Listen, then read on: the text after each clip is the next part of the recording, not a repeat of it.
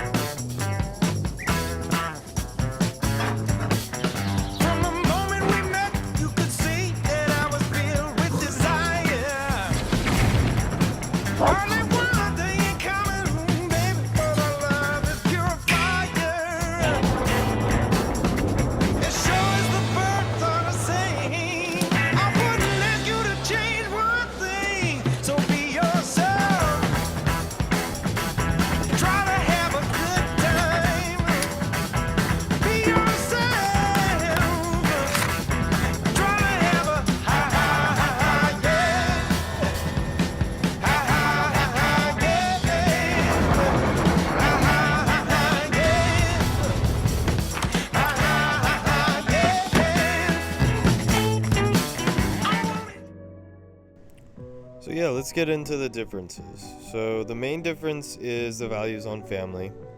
These are both new trailers that are supposed to reveal what the Nintendo whatever is, and the Nintendo Switch has more to do with being a hip item rather than focusing on revolving around familial use and community like the Wii U. The Switch itself also surrenders to conformity with other console items because overall this item might be innovative, but its looks are brutal and its simplicity negates its wonders compared to the Wii U. This puts us into point 2, which is about creativity. So instead of going straight into the Wii U's creativity, I think that the Nintendo Switch itself is a very creative and innovative item. So let's go into arguments on how the Nintendo Switch is a very creative item. So when we get into how the Switch is more innovative, we definitely can look at how it's a more powerful item in general. It can play cooler and more graphically inclined games. So that's one point. However, graphics aren't everything. As you'll see later with lateral thinking with Wither technology, having low graphics doesn't mean that the game itself should be, or the console should be considered better. So another argument I'm grabbing from NintendoLife.com is that the Nintendo Switch is portable, and yes, that's very true and a good argument because the Wii U gamepad can only go a couple meters away from the console itself. So, of course, I would agree with this statement, but I have to argue back that there are other consoles in this era, like the 3DS, that are designed for portability.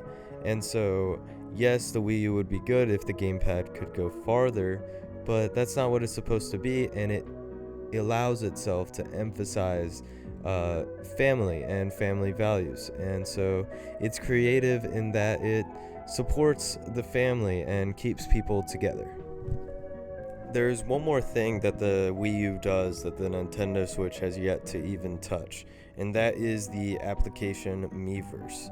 So Miiverse is a social community on the Wii U that was provided to anyone who owned the console, and I argue that this was both a very creative software and a social software that is representing the values of Nintendo, and these were abandoned for the Nintendo Switch.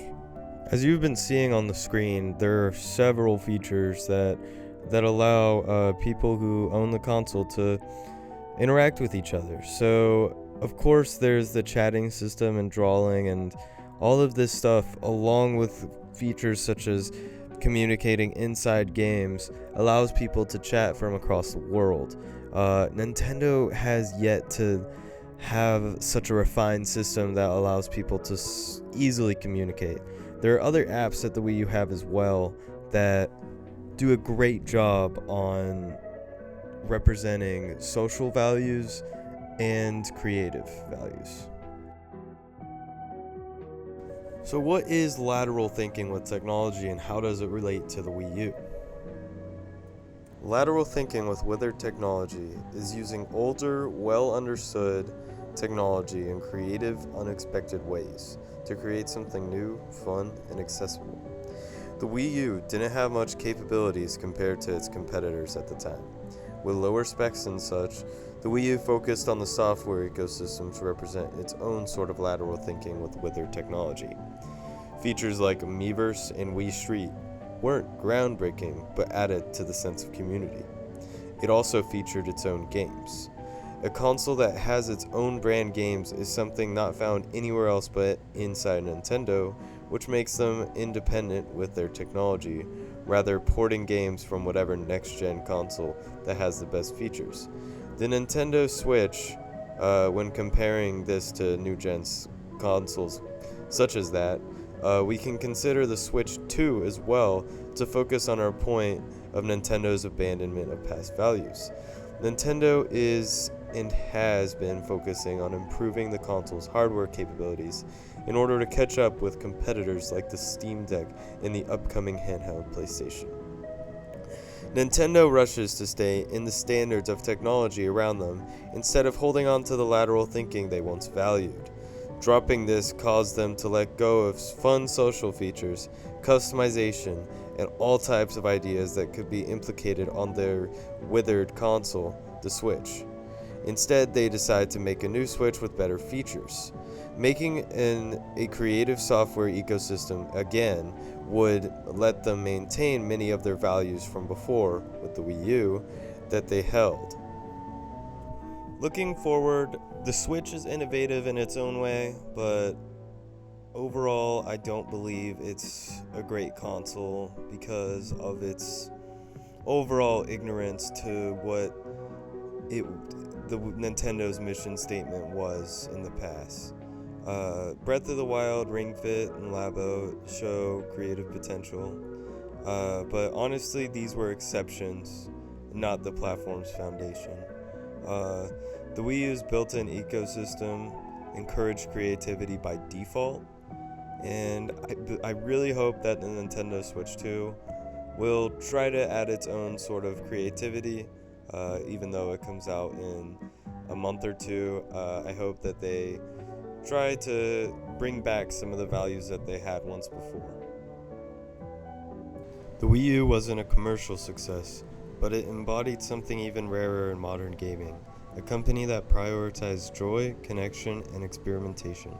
If we forget what the Wii U stood for, we risk forgetting what made Nintendo and gaming so special.